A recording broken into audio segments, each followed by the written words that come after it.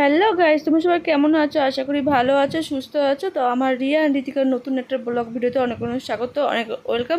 চলে এলাম তোমাদের জন্য আর একটা নতুন একটা ব্লগ ভিডিও নিয়ে। তো বড়দের জানাই প্রণাম, ছোটোদের অনেক অনেক ভালোবাসা। আগে থেকে মোটামুটি এখন আমি ভালোই আছি। তো আজকের ব্লগটা আমি এখন থেকে শুরু করছি। তো আজকে একটা স্পেশাল দিন আছে, কী দিন জানতে হলে পুরো ব্লগটা দেখতে হবে আর সঙ্গে থাকতে হবে, স্কিপ করলে কিন্তু চলবে না।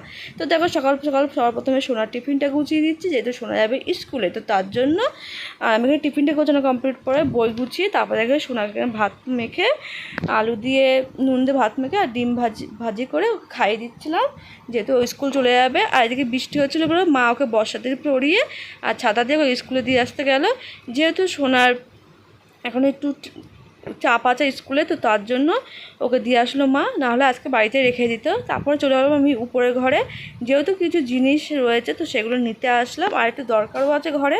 তো তার জন্য আমি ঘরে চলে এসেছি, দেখতে পাচ্ছ রুমে ঢুকে গেছি।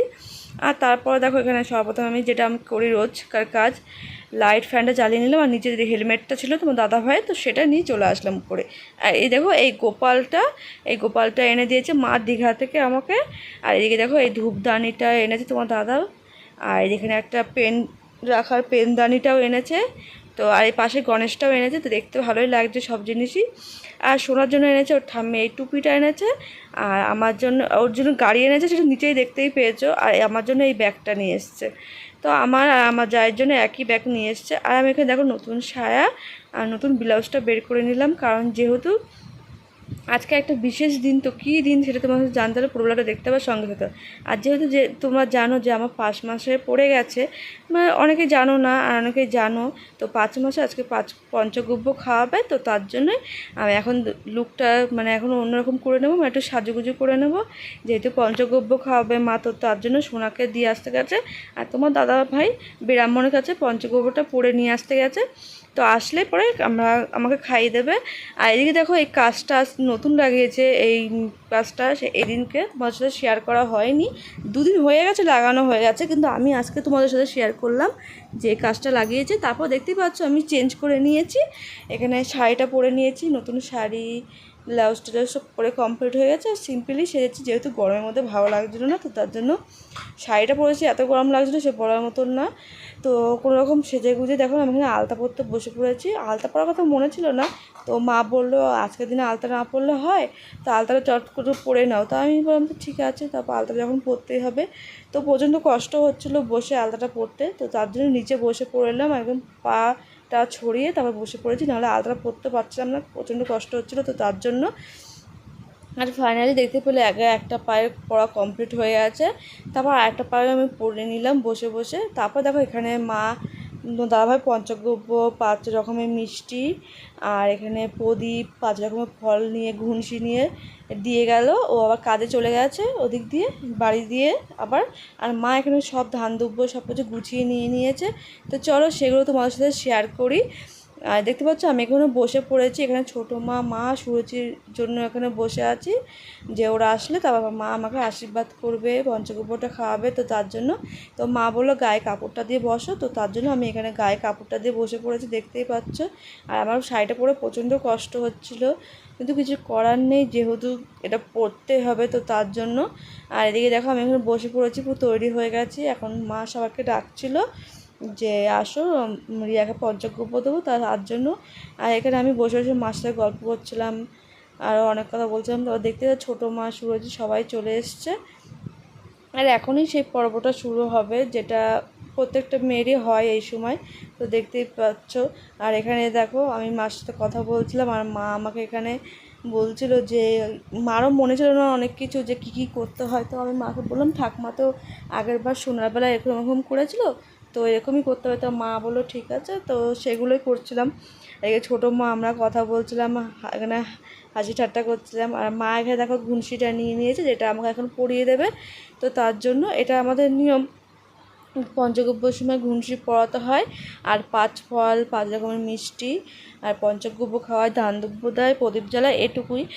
আর যা করার 7 মাসের সাধে করে। তো তার জন্য এখানে দেখতে পাচ্ছ মা সবার প্রথমে দেখো ঘুনসিটা পরিয়ে দিচ্ছিলো আমাকে।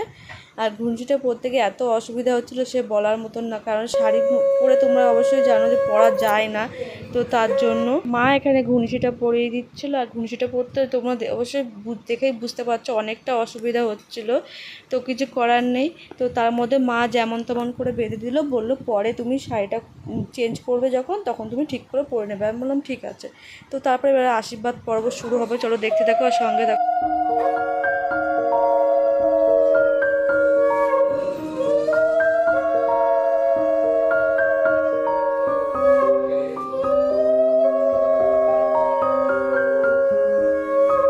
এখানে আশীর্বাদ পর্ব শেষ হয়ে গেল। তারপর দেখো মা এখানে আমি ধান দুব্যগুলো রেখে দিচ্ছিলাম। আর মা বলছিল প্রথমে কি করব, তো প্রথমে ফল দিতে গিয়েও ফল দিল না। তা বলছে সবার প্রথমে ছোটো মা বললো প্রদীপ দিয়ে আশীর্বাদ করো, প্রদীপের তাপটা দিয়ে। তো সেটাকে মা আমাকে আশীর্বাদ করলো, আমাদের পুচকুটাকে আশীর্বাদ করলো। তো সেটা নিয়ে হাসাহাসি হচ্ছিলো। তারপরে দেখো এখানে 5 ফলটা আমার কোচরে দিয়ে দিল। আর মা বললো নাও তোমার ছেলে পুলের মেয়েকে কোলে নাও। তারপর আমি কোলে নিয়ে রেখে দিলাম। আর এই ফলটা জানো তো আমাদের মধ্যে কেউ খাবে না, এই ফলটা মাটির নিচে পুঁতে রাখবি, যাতে কেউ বের করতে না পারে আর কেউ খেতে না পারে। তো তারপরে আমি এখানে কোচে নিয়ে বসেছিলাম। আর তারপর দেখো মা আমাকে দিল পঞ্চগব্যটা খেতে। আর এটা খেতে আমার প্রথমে প্রচণ্ড কিরম লাগছিলো। তো মা খাওয়াতে গিয়ে বলছে তুমি খেয়ে নাও একটুখানি, যেটুকু পারবে সেটুকু খাও। তারপরে একটুখানি দিয়েছিলো আমাকে, সেটা খেয়ে আমি পিছন দিকে বাটিটা উপর করে ফেলতে হয়, তো আমি পিছন দিকে ফেলে দিয়েছিলাম। তারপরে আমার খেয়ে এত খারাপ লাগছিলো, মুখটা বিচ্ছিরি হয়ে গেছিলো, কারণ যেহেতু আমি একদম দুধ খেতে পছন্দ করি না, তো তার জন্য। আর ওর মধ্যে তো অনেক কিছু মেশাই, অনেকেই জানো যারা যারা এই লাইফটা পার করেছো, তো তারা অবশ্যই সবাই জানো। তো তারপর মা এখানে মিষ্টি খাই দিল আর জলটা খাই দিল। আর আমি মাকে প্রণাম করে নিলাম। আর মাথায় কিছুটা ধান দুব্য ছিল সেগুলো নামিয়ে নিলাম। তো এখানে শুধু মাই আমাকে আশীর্বাদ করেছিল, আর ছোটো মা করেনি, কারণ যেহেতু ছোটো মা শাড়ি পরে আসেনি, তো তার জন্য। আর তারপরে দেখো এখানে আমি 5 ফলগুলো কচুরে দিয়েছিলো, আমি এখানে আমার প্লেটে রেখে দিলাম, যেগুলো মা নিয়ে চলে গেছিলো মাটির নিচে পুঁতে দেবে। আর এখানে মা বলছিলো সন্দেশগুলো খেয়ে নাও। তো আমি বলছি আমি যেটুকু পারবো সেটুকু খাবো, আর বাদবাকি জলে দিয়ে দেবো। মা বললো ঠিক আছে। তারপর পুচু ছেলেকে ডেকেছিলাম, যেহেতু বাচ্চারা আমার সাথে খেতে পারবে, তো কিন্তু পুচু ছেলে আসেনি। তো এখানে আমি 3টে মতো খেয়েছিলাম আর 2টো রেখেছিলাম। ওর বাচ্চা দুটো আমরা সোনার পুজো ছিল পরে খেয়ে নিয়েছিল। তারপর দেখো আমি এখানে উঠে পড়েছি, দেখতেই পাচ্ছ। আর এখানে আমার প্রচণ্ড গা গুলাচ্ছিলো, যেহেতু সকালবেলা আমরা 9টার মধ্যে আমি এইসব মিষ্টি জিনিস খেয়েছিলাম, তো তার জন্য। আর এদিকে পুচকুটা তো খুবই দুষ্টু করছিলো পেটের মধ্যে।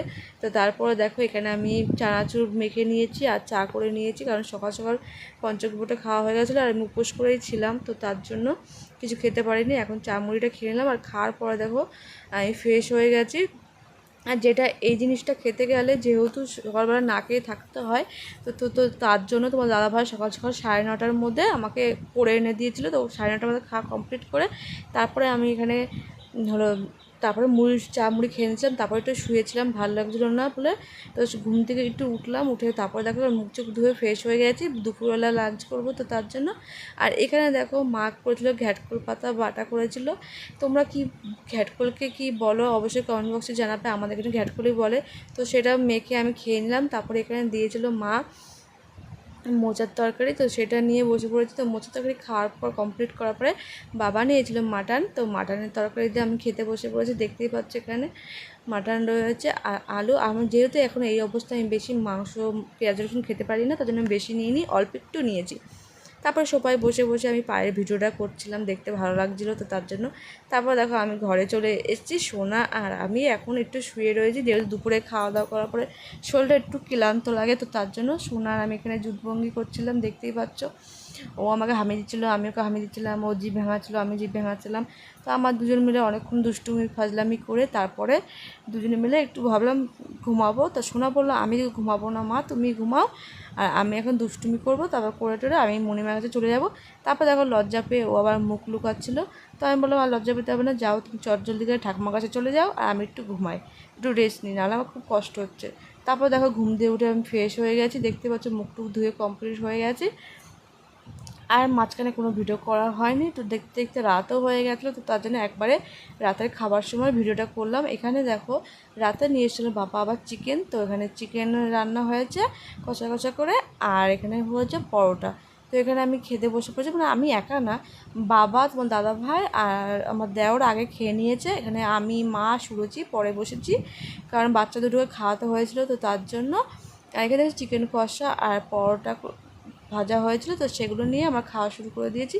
তো গাইস, আজকের ভিডিও তোমাদের কেমন লাগলো তোমরা অবশ্যই কমেন্ট বক্সে জানাতে ভুলো না কিন্তু। আর ভালো লাগলে লাইক কমেন্ট শেয়ার আর সাবস্ক্রাইব করে দিও, পাশে থাকা বেল আইকনটি ক্লিক করে দিও, আমার ভিডিও সবাই শেয়ার করে দিও, সাপোর্ট করে পাশে থাকো, আর নেক্সট ব্লগ করার জন্য অপেক্ষা করো। আর তোমরা অবশ্যই দেখেই বুঝতে পারছো যে আমি রুমে চলে এসেছি। চলো আজকের ভিডিও এখানে শেষ করছি, দেখাবে আরও একটা নেক্সট ব্লগে। তখন সবাই ভালো থেকো, সুস্থ থেকো, টাটা, বাই বাই।